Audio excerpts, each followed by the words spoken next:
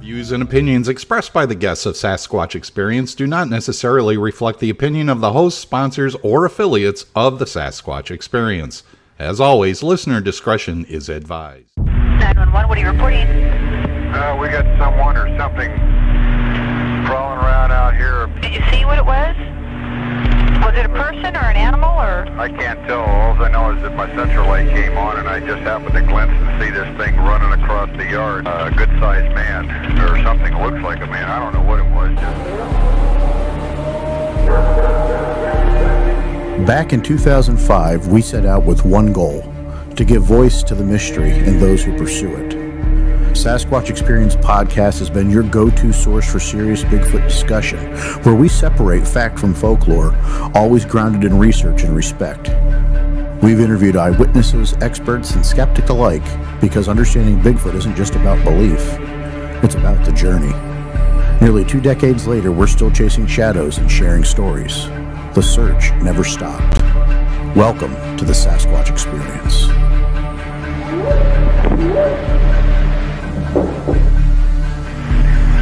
Jesus Christ, you better... Tia! Hello? Get somebody out here.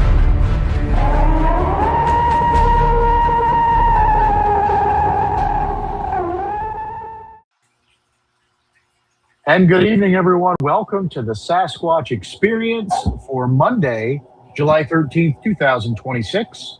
I'm Sean the Fork Chop Forker, your host, and tonight we have a great guest with us, Mr. Dan Nedrelo from Wisconsin, but he's all over. You can't tie Dan down, and we're going to get to Dan in just a minute.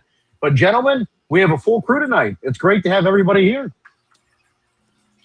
Yes, indeed. We got Vance back, Baker, Henry's here, Matt's here. He's on mute, but he's here. And we are going to have a great show tonight, folks. I hope you enjoy this. We have, this past weekend, we attended the first ever Paris Storm Fest in Tars, PA, myself and James Baker. We got to hang out with Stan Gordon, Eric Altman, Tom Mihawk, The Tricks, our friends Jimmy and Dee Dee, Mike Ann, Christy London, the beautiful blue-eyed empath. We had a lot of fun, guys. It was a great time. It was the first event of its kind. We got to meet Dr. Greg Forbes. If you're a severe weather enthusiast like I am, it was an honor to meet Dr. Forbes, and looking forward to the next one if they have another one. It was a good time. Had a lot of fun there at that event. Thanks to the PA Storm Chasers for hosting it and inviting us along. It was a great time. I can't say anything more positive about it. It was a great experience. Great to see my friends and hang out with My big question to you, Sean, how's Stan doing? Stan's great. Oh, that's awesome to hear. He looks that's younger awesome. and younger every time I see him. Right? It's like he's aging in reverse. Well, that's good to know because he's one of my favorites. And rightfully so. Yeah, like we didn't try to kill him this time. No, not this time. There was no death march. There was no death march for Stan Gordon. So we had a great time with Stan. Actually hung out with Stan most of the day. Oh, that's awesome. Yeah, we had a lot of fun. And of course, everybody talks about that 73 Bigfoot UFO flap in Westmoreland County. Right. Which is the linchpin, I think, of a lot of Stan's research and presentations. And he hits on that without a beat. And I'll tell you, there's a lot from that still coming forward to this day. You never know if you're going to meet yet another witness from that time frame who comes forward. So yes, there's always merit in talking about some of these old cases. Almost a deathbed confession, right? You never know, right? Yeah. You don't. And folks, as they progress in life, get a little bit more open, especially as these topics become more mainstream. I had a brain fart there. Forgive me. No, that's all right. So it was a great time. Great time had by all. And that's good. Before I kick us off and get over to Dan, I do want to make a couple show notes. This Saturday, July 18th, if you're listening to the podcast, Matt will be representing the Appalachian Plateau Project and us at the Appalachian Conjure, Folklore, Magic, and Moonshine event at the Thunderhead Lodge in Andress, PA. Matt, are you, I think... Andreas, Pennsylvania, yep. Andreas. At the Thunderhead Lodge, 2520 West Penn Pike. Andrea's PA 18211. And it's from 12 to 5. So stop by and see Matt. Take your picture. Give him a little love because he's loves going to this event. This is your second year going, right, Matt? Second year at this event. Wonderful event. We'll be talking about Bigfoot reports along the Appalachian Trail in Pennsylvania. And we had so many people come up last year that lived in the area, and they basically gave us a new hotspot. Oh, really? Yes. Our executive producer, Brian, says, bring the moonshine home, Matt. He wants you to bring some moonshine down. I Yes. certainly will. Yeah, sure you We will. will. Yeah. Just make sure it's legal to travel. All right. Then we have the 4th annual Central Pennsylvania Bigfoot and Cryptid Festival on Saturday, August the 15th at 9 a.m. at the Susquehanna Valley Mall, 1 Susquehanna Valley Drive, Selinsgrove, PA 17870. I'll be there as the MC with the team of the Sasquatch Experience. I don't know who of us is going to show up yet, but we've been there every year, and it's a great event. It's going to be inside, air-conditioned, and there's going to be a heck of a lot of speakers, so we're going to have a great time at that event. And then the 2nd annual White Deer Community Park Bigfoot and Bluegrass Festival on Saturday, September 12th at 10 a.m. Rain or shine at the White Deer Community Park, 992 White Deer Pike, White Deer, PA. I'll be speaking at that event, as well as Gwen Purcell from Got Knockers. Bill Rigby will be there, and it's going to be a great time. So hopefully I didn't miss anybody from that speaking lineup, but if I did, check these. We'll be posting them on our Facebook page, Sasquatch Experience. Check us out. Come see us as we start winding down the year. We've been at very few events this year, and so catch us while you can. Gentlemen, any other notes or places you're going to be at? Anything I missed before I jump into Dan? I've got nothing. Oh, wow. That's unusual.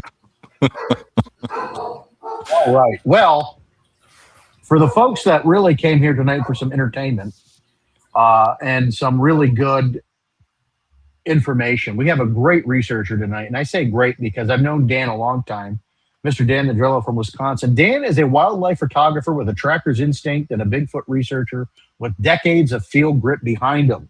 Known for blending scientific discipline with boots-on-the-ground investigations, Nedrelo has spent years navigating the deep woods, analyzing sighting reports, and documenting wildlife behavior that most people never get close enough to witness.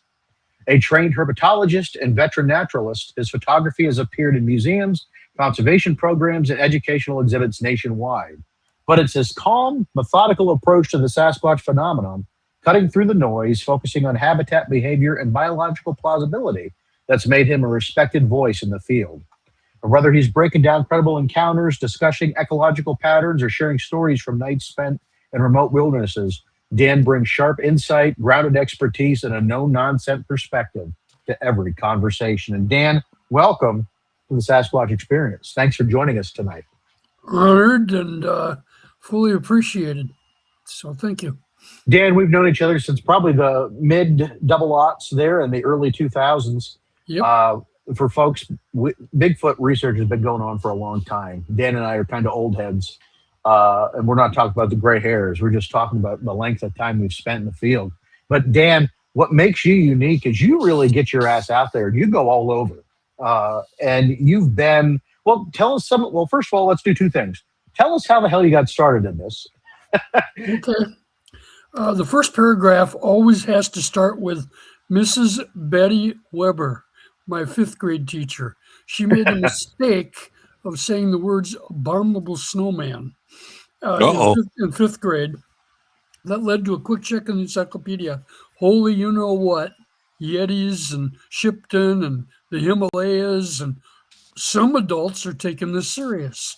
But why no scientific verification? Boy, I had no idea what was coming around the corner on that one.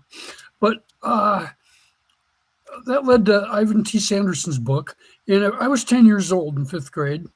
That happened to be 67, so I'm dated, an old guy. I'm going to be 70 next year, which is incredibly difficult and ridiculous to believe, but time flies, especially when you're having fun. And that's, absolutely.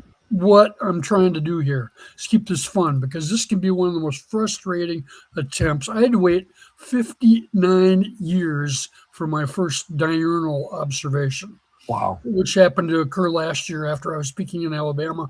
I was on my way back to visit friends. I was going to try to hook up with Tina Harder, but I didn't have enough time to give her a heads up. So I hooked up with some other friends in Indiana.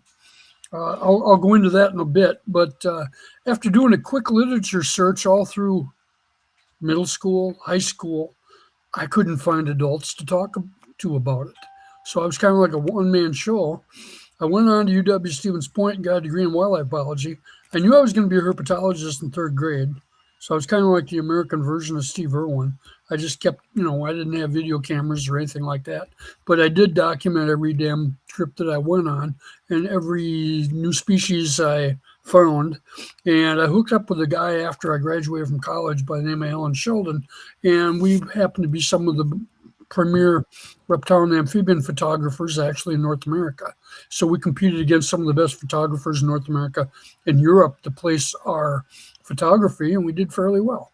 I also eventually got into weddings and scenics and model work and just up and down all kinds of photography. And then all of a sudden we go digital, and then everybody's got their equipment, and all of a sudden it became more difficult to place published photographs. I still do it. I just had one with Minnesota Volunteer Magazine actually this month. And that was kind of the beginning of it.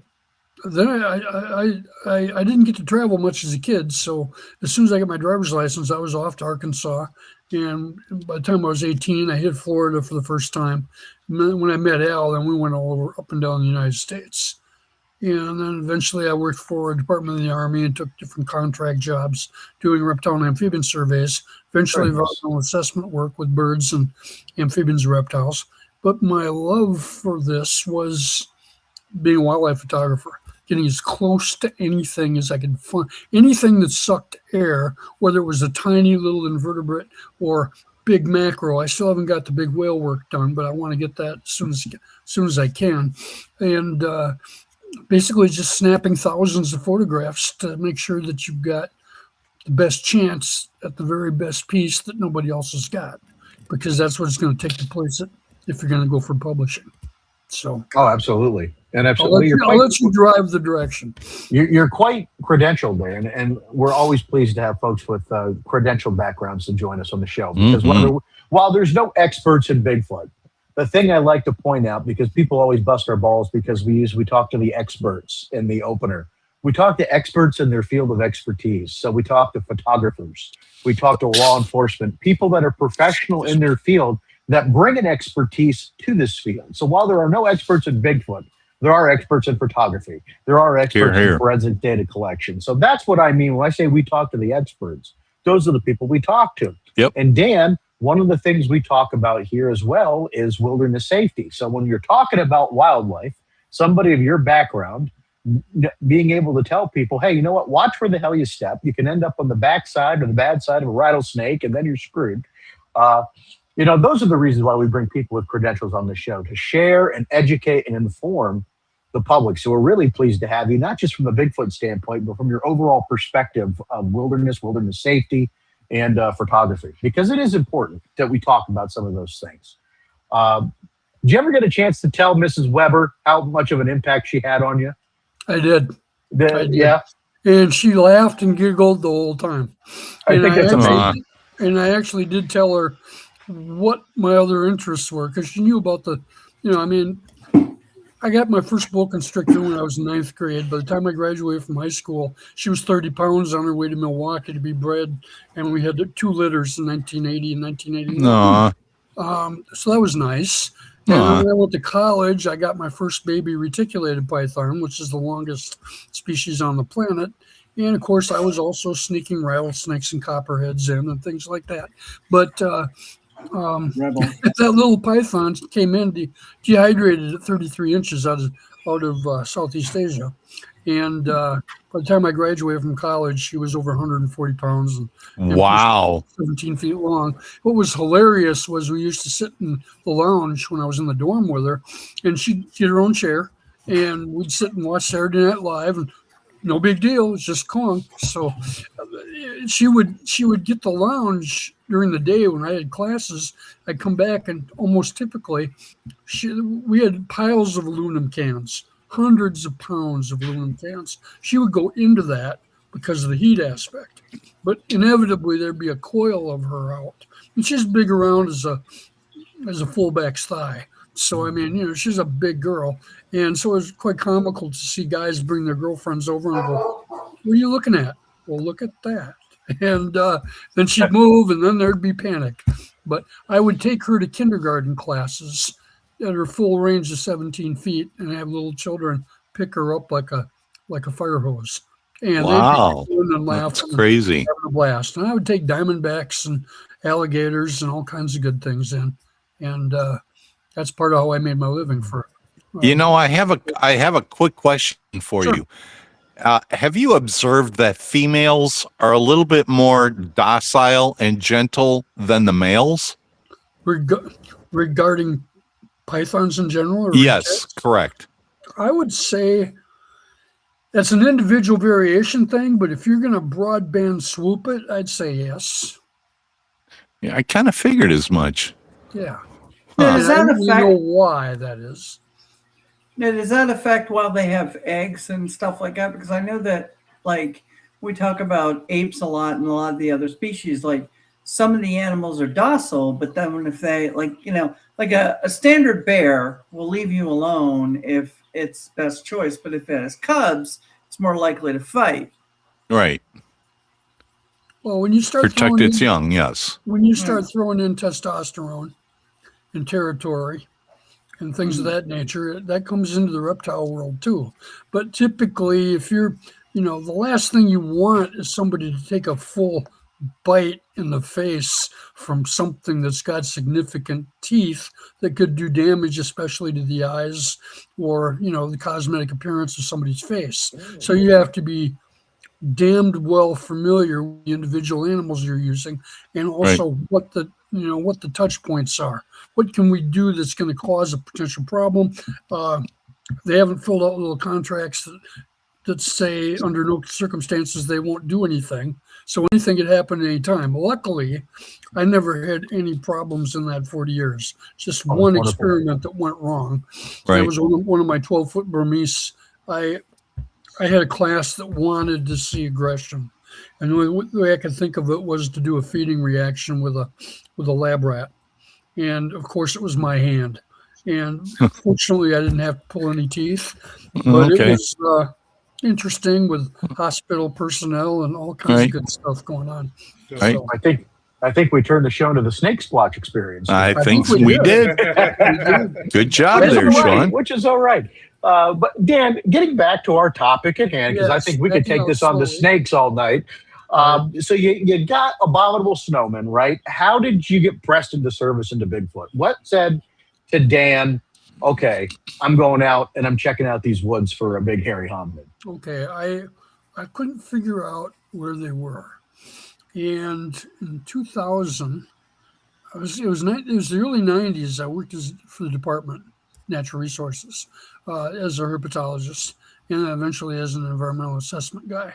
And I had Sasquatch on my mind the whole time, because before that job, in the 80s, I was in Missouri, the Ozarks, and working at a private zoo and also a private abandoned zoo.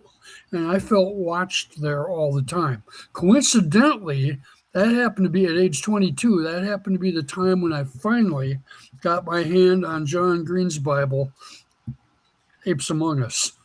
And we all know how much we love that piece of work. Mm-hmm. Well, that really hit me hard, because I was trying to parallel behavior from Sanderson and compare with Sanderson's reports and all that good stuff with tracking and sightings and behavior and locations and timing and all that stuff. So that's kind of the start of it. By the time I hit the 90s, I still had not seen tracks. I had not gotten a vocalization. I didn't know where or how or what was going on. Somehow, my sister made a bet with me in 2000. Our mom passed away. We both inherited some incredible artistic capability from her. And so I was actually a biological illustrator as well, which I used for environmental education. And when she passed away, my sister made me two bets. One, I wouldn't become computer illiterate, or wouldn't become computer literate because I hated computers at the time. And she also said, I bet you don't network Sasquatch research professionally. Well, I don't know that you can do that anyway. But Right. What she meant was there are people out there that are notable names. I dare you to work with them. And so I got online, started messing around with reports, kept hitting the same guy who I forgot his name at the moment, but he happened to be Matt Moneymaker's partner. And I would bug him with questions. Finally, he simply said, who the hell are you? And why do you want to know all this? And I was basically asking him, are you guys making a profit of this? Are you guys taking people for a ride? Or is this significant, legitimate research? What's going on? And he asked if I had a resume. I said, yes.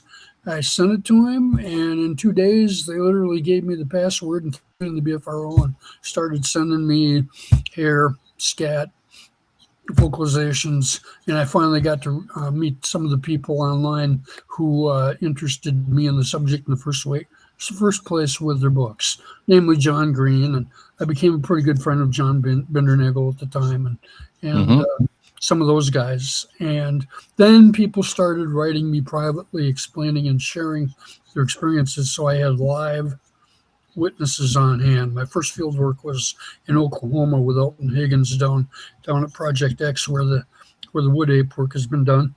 And from there, I started going out on my own.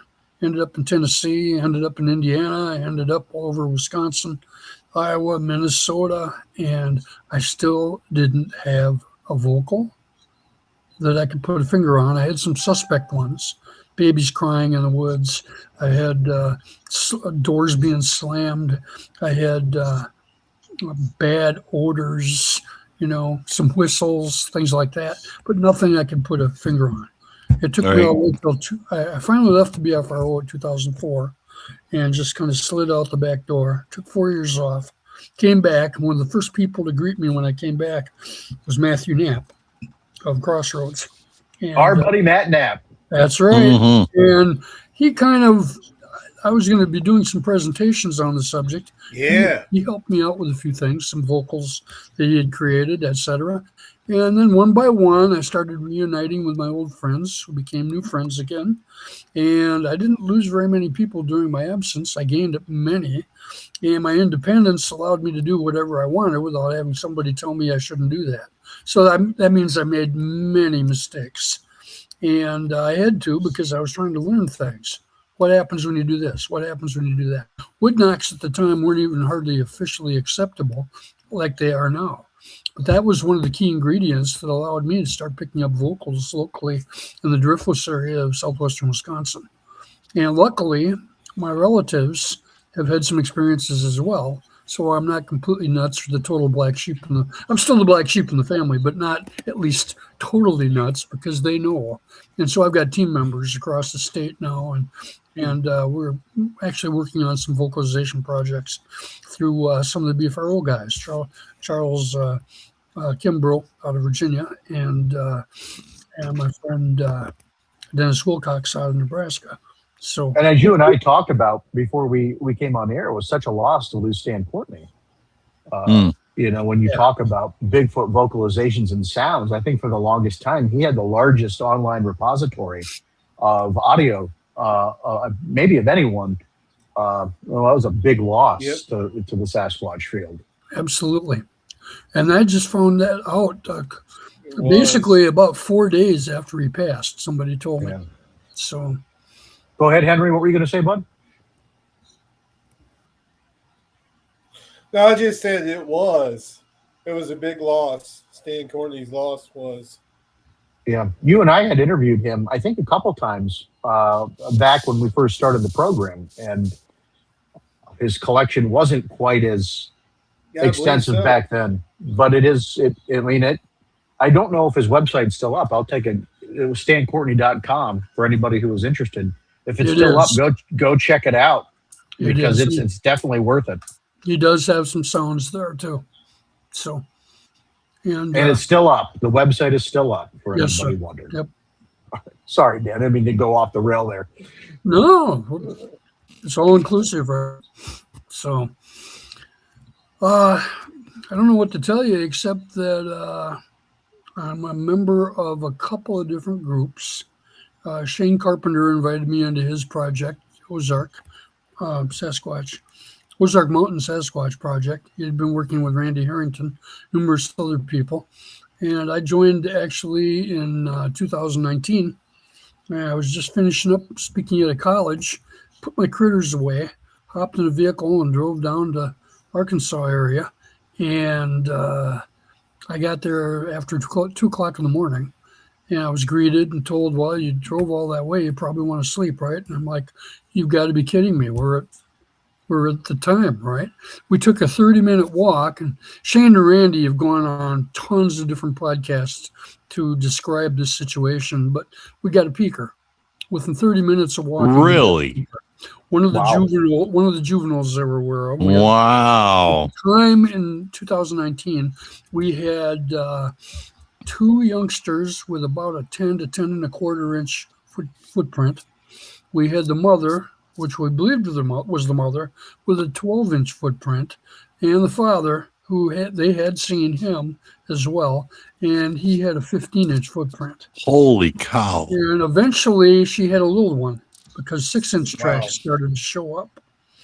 So what's interesting, the last photo I sent you, Sean, with Nubby, that was drawn by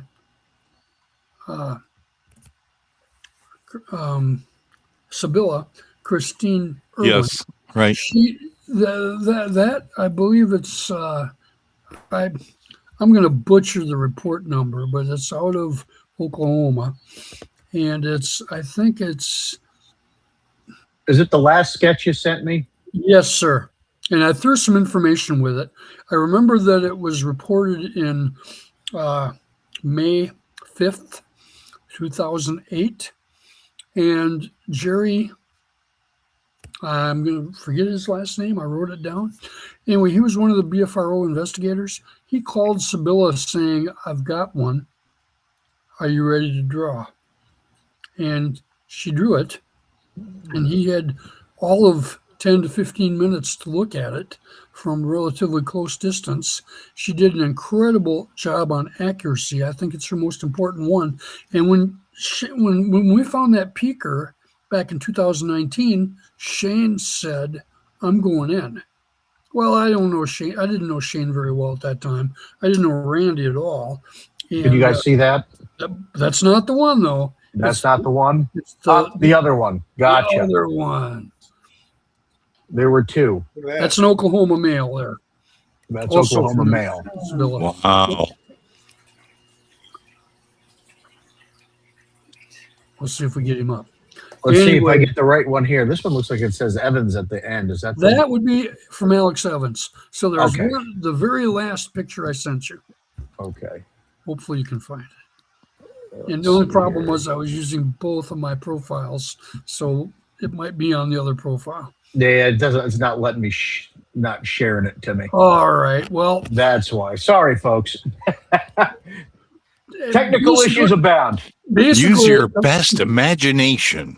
To find it, here's part of the mystery. Go to the BFRO, type in Oklahoma, type in Nubby, Nubbie. It will come up. And that is Sibylla's illustration of what Jerry Durand saw and described to her over the phone.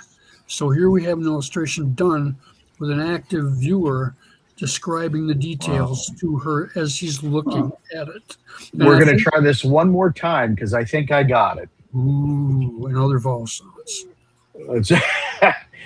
John Forker has the technology to not screw up constantly. Did you spell Nubby wrong? There you go. Oh. There you go. Oh, wow. Oh, yeah, right. That's crazy. He was a reddish brown individual, but the one that Shane saw and walked up on, which I'll describe in a second, was black with dark gray skin, looked almost identical to what Sibylla drew. He pointed this out. He looked at numerous illustrations to see which one looked the closest. It was this one. And he said that the individual was laying in the grass looking at him. Shane walked up to 7 to 8 feet from him and shined a light in his eyes, which reflected silver gold back. It stayed totally still. Obviously a youngster. How big? Somewhere between 5 and 5.5 feet, and approximately, in Shane's view, about 150 pounds. So he wasn't as big as Nubby, who was approximately 6 feet, but he froze. Well, then Shane just kind of walked away from him a little bit and thought, I'm going back again.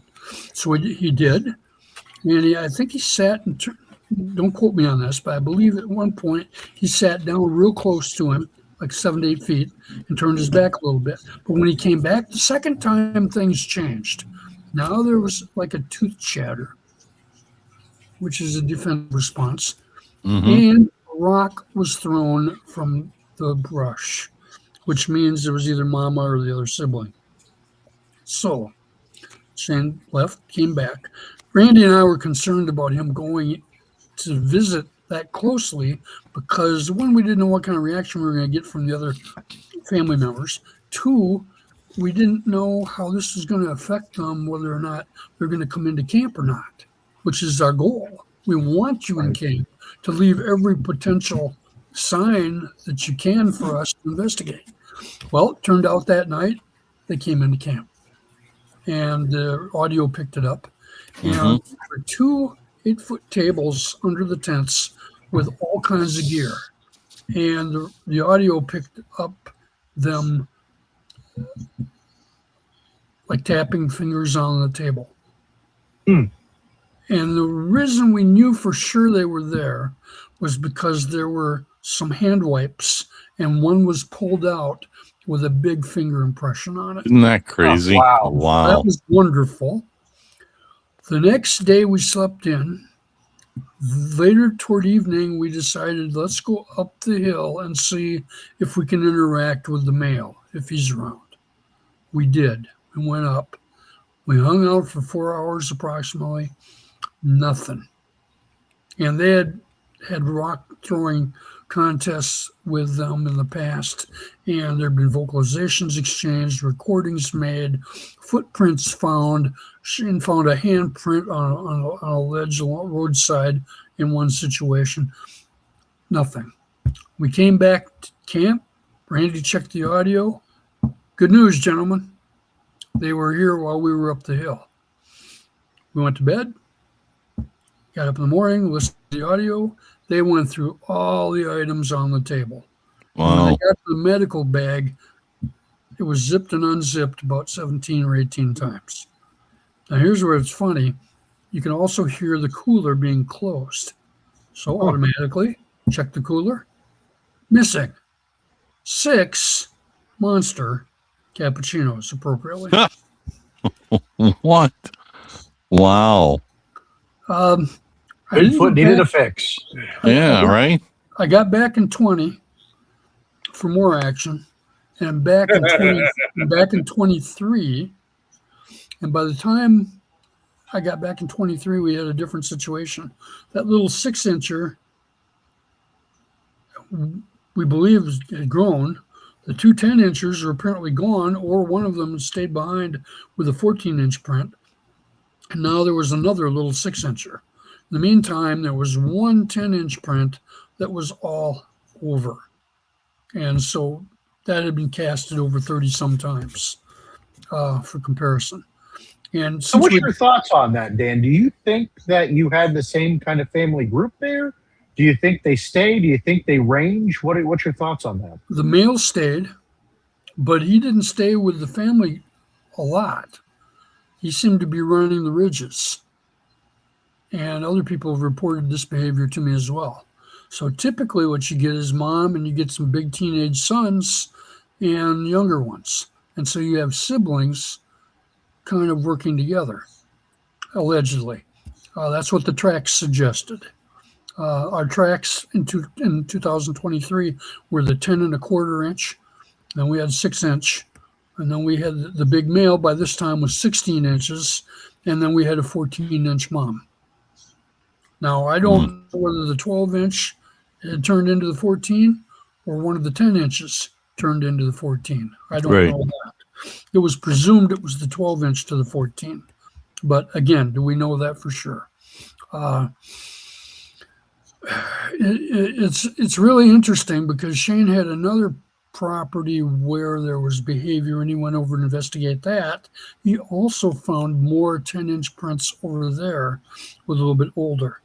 Now, I just got through working with a buddy of mine from North Florida, and he had some small juvenile prints.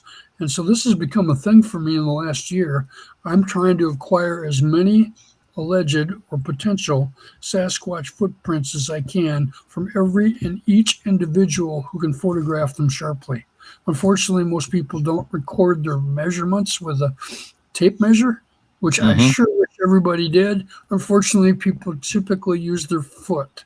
If we could use a dollar bill or a universal sized item, that would help tremendously. Also, people forget to measure the distance between the foot strikes.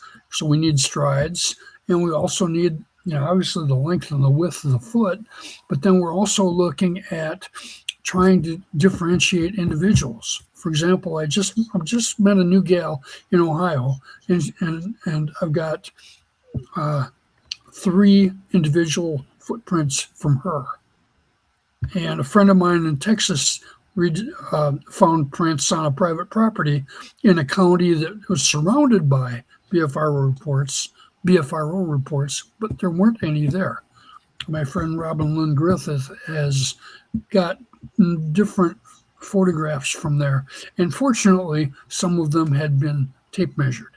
So the problem is we'd like to get all the different individuals in the group, and that takes precise photography and some patience and some work. And most people don't seem to have the capacity to do that. Fair enough, right? Which is potentially problematic, but we're so thrilled by the beauty of the photographs.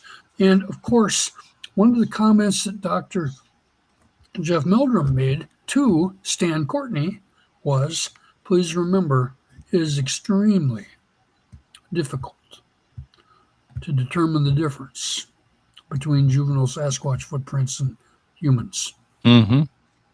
Now, with that, understandable. Just imagine the implications that has on potential genetics and relationships regarding them and us.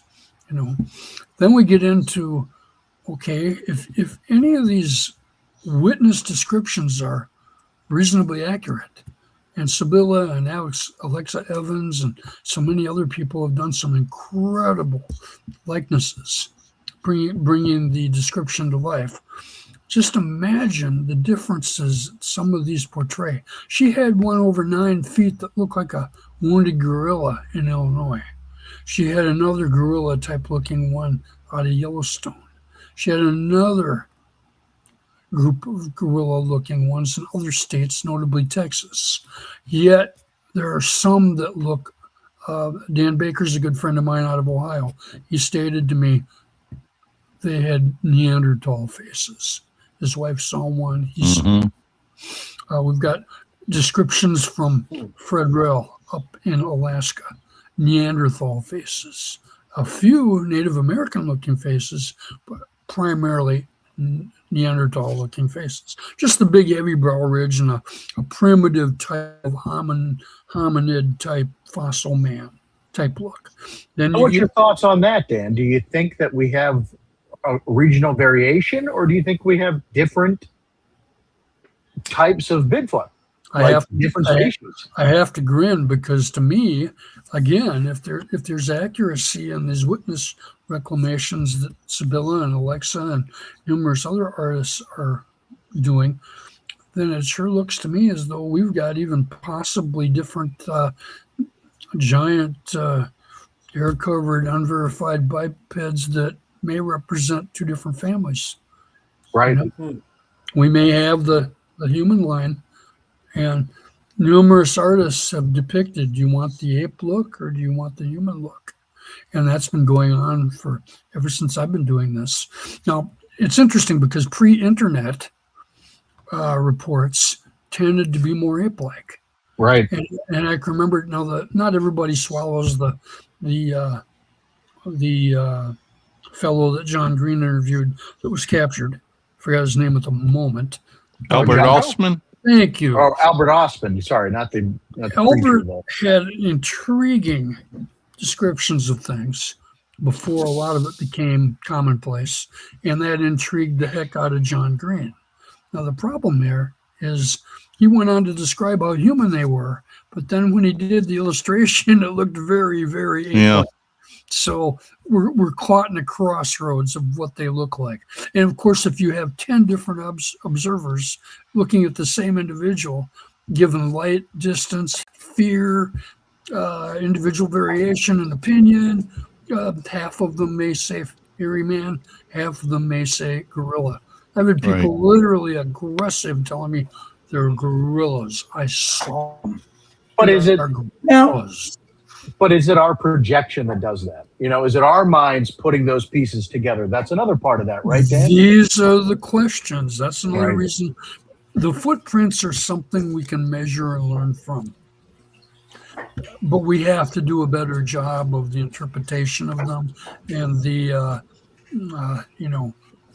making sure that we're studying them properly and also finding out the full story, where these prints came from, who got them, when they got them, all those things. David Zegan is a forensic scientist over in Atlanta that I'll be working with in the future. One of my goals here is to take these images that I get from people, and it's starting to add up now. I've got numerous Texas researchers who've all agreed to just literally hand me their stuff. I've got friends in Oklahoma, Oregon, Washington, Ohio, Florida, Georgia, Alabama, and I'll be working with everybody trying to bring their images in, change their, a lot of them are JPEGs. We want them into TIFFs because then you can manipulate them and not lose resolution over time. A lot of people aren't aware of that. Well, once I've TIFFed them, then I can bring them up on my screen. I can rephotograph them in such a way that I can blow them up to a barn wall size. In other words, a 6x8 foot size. And now all of a sudden we can enlarge potential artifacts, possible toe breaks, injuries, things of that nature that will help possibly identify the individuals that made those prints. And over time, hopefully be identifiable so that we can see growth patterns and things like that. This is in the early stages, but my plan is to have a site with all these photographs and make them available to all the contributors, and to start getting people to photograph them rigorously with lengths, widths, and the proper procedures so that people like David Zegan can dive into it and have a much easier goal of interpretation and study regarding the CSI factor, Right. So, James, you had a question before I cut you off there. Go ahead and answer, and then we'll go around the room. So, we've always had a theory that, like, Skidder operator.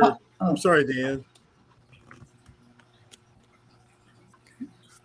Henry, are you talking? Or? Sorry.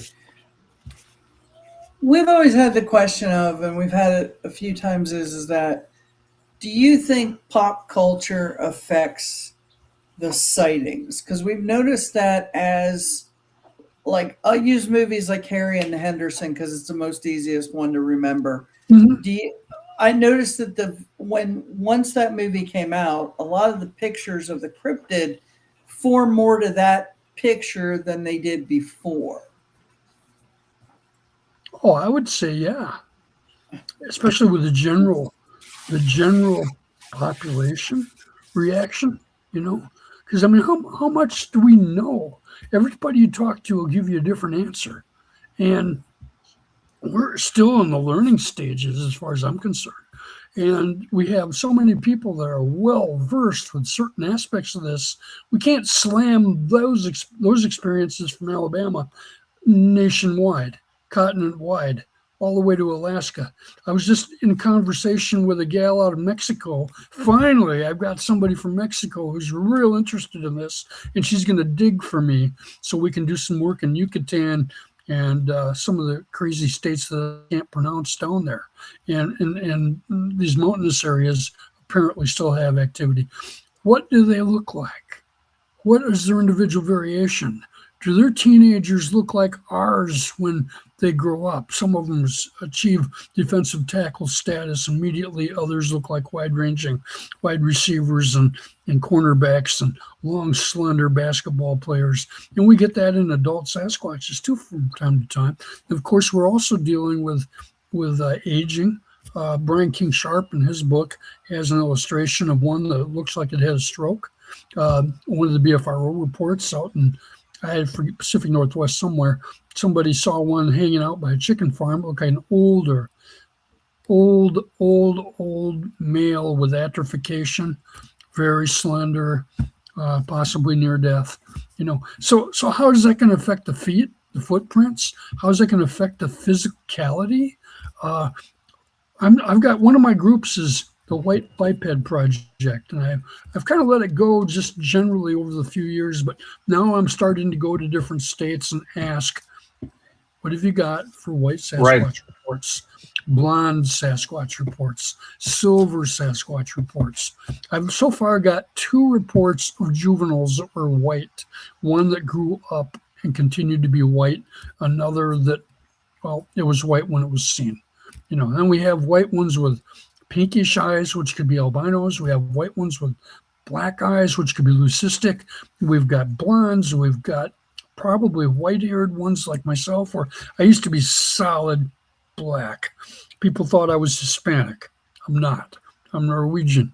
However, my hair turned white, and then I got nervous and lost some. So, okay. But it's just important to keep this stuff fun because there's so many aggressive, nervous people that we just have to have fun, work together, share more, learn more. Right. And to your credit, Dan, you're doing it. You are out there, you're bringing people together in these groups. You've got information being shared. Again, you and I have talked for years, decades, we could say now. Funny we can use that term, right? Yeah. And it's one of the things I've always appreciated is your ability to transverse groups. And as you and I have talked about, whether we have our own beliefs of what we think this is, but it's come to talking turkey, for the most part, able to put that down and be able to pull information from everyone. You've exceeded in that. And I know I'm always happy to see when something else is posted. And if something goes for a while without talking, you're the first one on there to bring the conversation back and start getting it pumping again, Trying.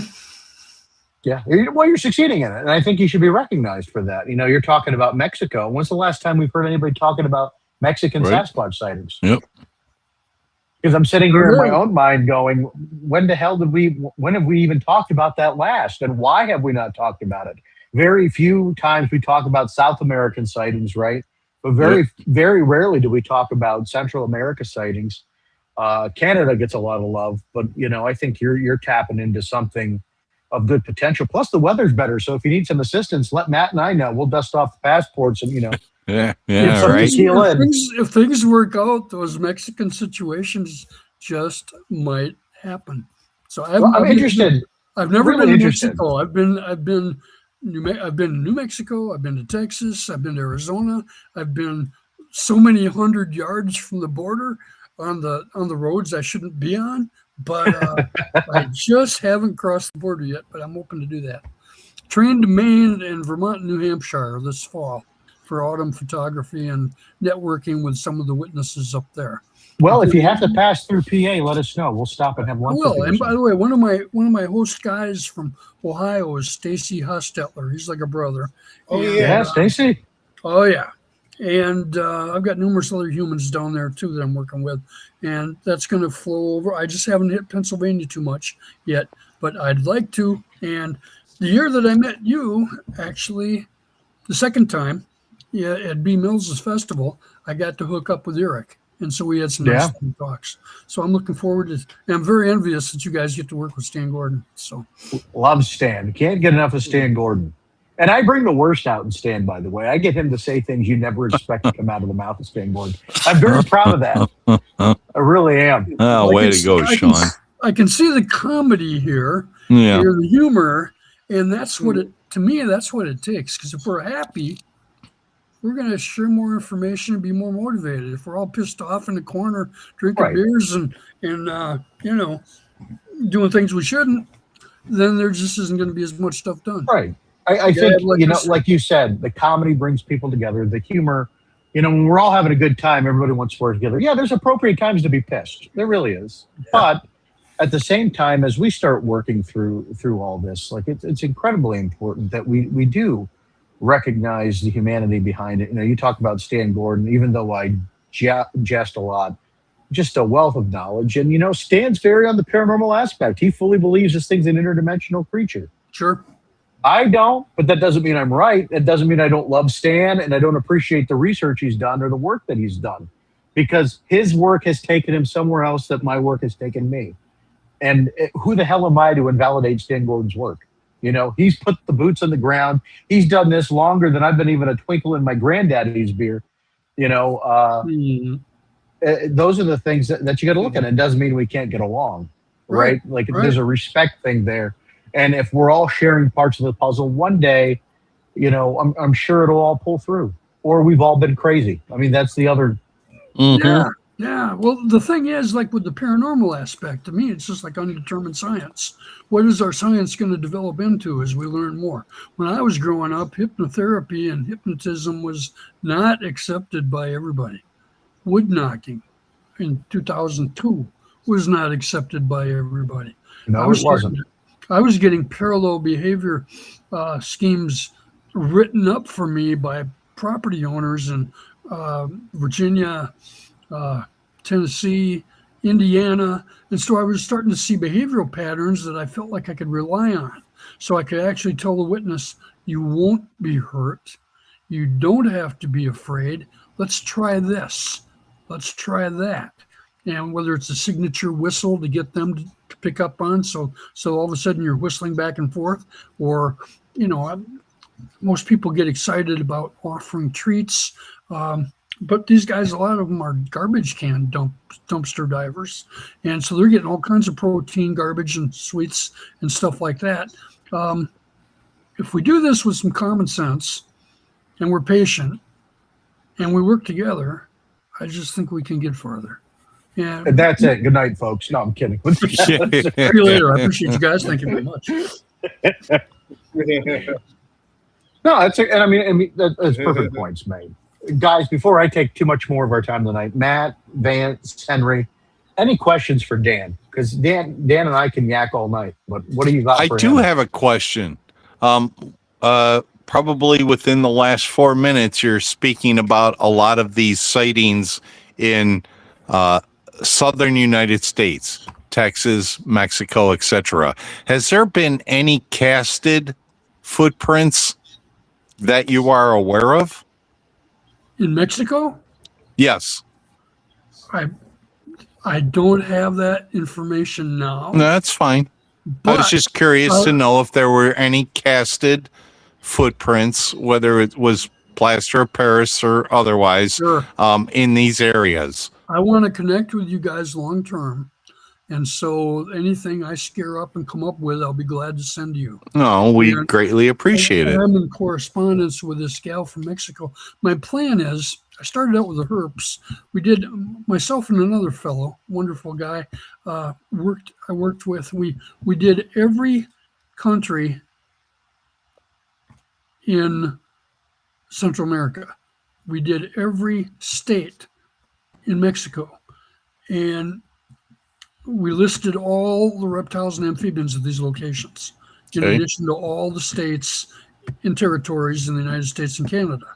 Now, that's going to get me correspondence with herpetologists. These guys should know, mammalogists, primate specialists, other people in science at these universities down there, and that I'm hoping that I can find some people that are rigorous in scaring up locals who have claims. And so this book hasn't been opened yet, but it's on the plan sheet. And I'm hoping to really, really dig deep into Mexico and see what we can come up with. I think that's awesome. I think we'll be surprised. Yeah, that's awesome. Thank you. You're welcome. Do you? Oh, sorry. Go ahead, Jen. Do you think? And I'm not trying to be political, but do you Feel free. think, due to the current border, situation, that we would get more sightings because there'd be more boots on the ground, or do you think those sightings would be more of a, between Mexico and the United States, they would be more hushed up? I think a lot of things are really hushed up. I really do. And in speaking with people who are employed, and I was employed by the state of Wisconsin Department of Natural Resources. I've got friends that have worked with the Department of Natural Resources in Michigan, Iowa, numerous other states, and I know that people are working privately behind the scenes in certain areas where there's potential evidence, talking nest beds, talking footprints, talking other things, where people have come in and destroyed the location. Yeah, right. I've seen that happen in Michigan. Yeah. I've seen it happen in Florida. In speaking with some of the guys at Yellowstone, one of the rangers told me he had 2 Sasquatch incidences there, and then some suspect ones, but nothing was ever said between him and the brass in the office. So most of the stuff, what happens is when there's an alleged potential Sasquatch report, the area gets fenced off. In his case, he had a foreign visitor call. He took the call, and this was like in the early, maybe around 2008, something like that. Basically, what happened was she said, I have questions about grizzly bears. Okay. Are they typically yellowish or tannish color? No, not typically, but they could be. Do they typically walk around on 2 legs carrying big bundles of grass? Yeah, right. Wow. No, they don't. She got Interesting. personally got angry, thought he was calling her a liar. He happened to casually mention it to the brass behind the desk, and within 2 days, that whole area was roped off. In another incident, they had trophy hunters protection. Some of the guys, the rangers that would ride at night, concerned about the big trophy bull elk being taken out. So these guys were kind of there to help discourage poachers. A poacher, right. These guys got terrified by vocalizations, trees being pushed down on the roads, and just things thrown at them, weather branches, limbs, pine cones, or whatever, more like rocks, because I'm just like, oh my God, we're in trouble. Somebody's throwing pine cones. Doesn't resonate very, dominantly. So, but anyway, that area got fenced off as well. And then I've got another friend of mine that interviewed a ranger over at Glacier National Park, and it was a senior ranger, and he just pulled the guy aside and he said, look, we have Sasquatches here. Park knows. We're not saying anything. Right. Conversation never happened. Right. I have a friend of mine that I visited in Georgia in 2008. First time I finally got a signature footprint, and numerous trails and other suspect things, and eventually vocalizations as I sent parabolic equipment to her. And they actually, individuals come up on the porch and pulled the mic right out of the parabolic dish and left it hanging by the wire. And that was quite an evening. But anyway, long story, it was great too, because it was one of the females, and she had a 13 7/8 inch footprint because she stepped in a tarp that it had just rained, and so there was water in the tarp, and she stepped on it. And my friend was able to determine, not determine. She climbed the stairs down, found the footprints, and it was quite fantastic. Anyway, long story short, her boss, the father of her boss, works for the forestry department. He was told, if you see a Sasquatch, if you find a nest bed, destroy it. Don't tell anybody. What? And if you see anything, don't tell anybody. To destroy it. Wow. Yeah. Wow. I think there's different policies and different. John Mayanzinski, I can't pronounce it, but he's a good buddy of Dr. Jeff Meldrum's, and he was basically he worked on game animals in Wyoming, and he was the fellow he's got a podcast out there talking about where he's in the tent, and he got a tent that was bacon stained. And he was convinced a grizzly bear was on the outside of the tent. Turned out to be a Sasquatch that was poking its knee down, and he slammed it thinking it was the bear's nose, nearly broke his hand because of that. Anyway, he went on to talk about the policies and the threats that he got if he were to ever bring up Sasquatch subject matter in the university system or the wildlife system. Buddy of mine I went to college with ended up in charge of all the predators that would cause problems with wildlife, or excuse me, problems with livestock. So livestock depredation. So John was in charge of Fish and Wildlife, Department of Natural Resources, and also APHIS. I'm not going to go any further with him because I know he wouldn't appreciate his name associated on the air publicly. But I sent what I believe was a juvenile Sasquatch footprint to him. And normally he would respond in an hour. He didn't respond for 2 days. And when he did, he goes, Ned, this is the strangest, most aberrant, has to be, juvenile black bear print I've ever seen. Wow. So we're going to go with that. And that's that system we have. Our belief system kind of dictates what we accept as possible and not. And we all know people who, under no circumstances will they ever look at evidence, listen to evidence, or think about possibilities. Even though a juvenile bear, whether it's black or grizzly, whichever, it's going to have claw prints in there. And if there's no claw prints, how are you going to justify that? Well, let's just say that the big toe was like ours. Yeah. And a black bear, grizz print, they're all pretty universal. Usually the biggest toe is in the middle. Yep. Guys, we've run out of time this hour. Matt, Henry, any final questions you have before we fly off the air? I just want to give a big thank you for you showing up tonight and sharing these, stories that you had to share with us. That was greatly appreciated. Heartfelt. Well, thank you. Thank you. I feel like we just got started. And it's we scratched just the surface, didn't we? Well, there's definitely needs to be a part 2 at some point. Yeah. Go ahead, Henry. What were you going to say, bud?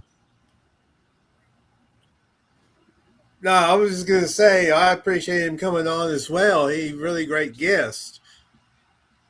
Yeah, absolutely. 100%. Matt, we'll try you this time again.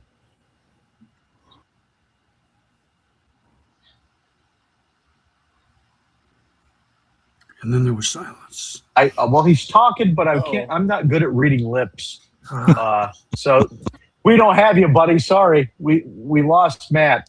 But definitely need to get you on for a part 2, Dan, because we just touched the surface. Yes, we do. Just touched the surface. Folks, thank you, Dan. You've been watching. Welcome.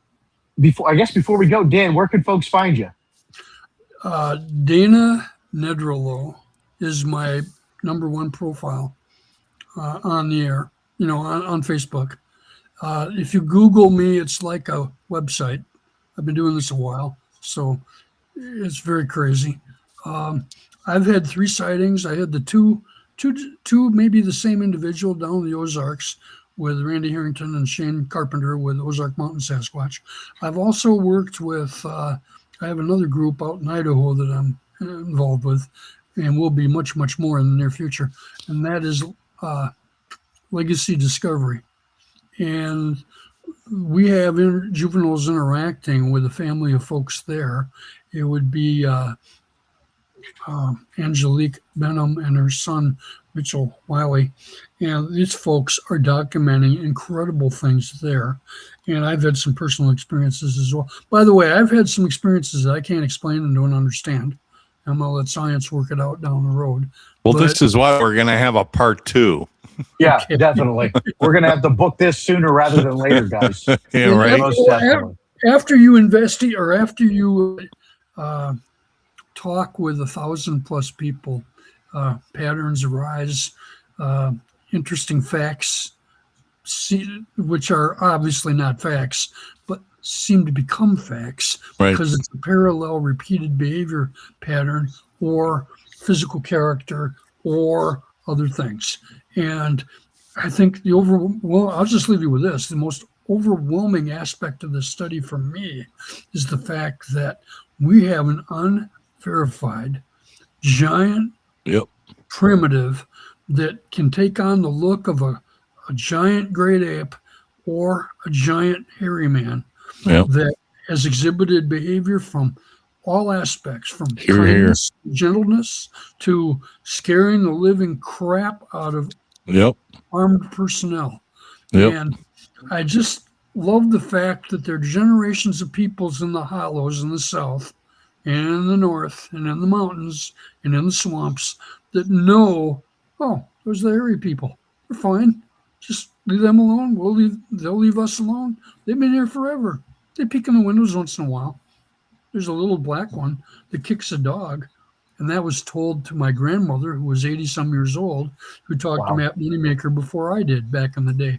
And so she would get to meet my witnesses and talk with them and then hand the phone over and go, we think we've got it solved, but you might want to put your 2 cents in on it.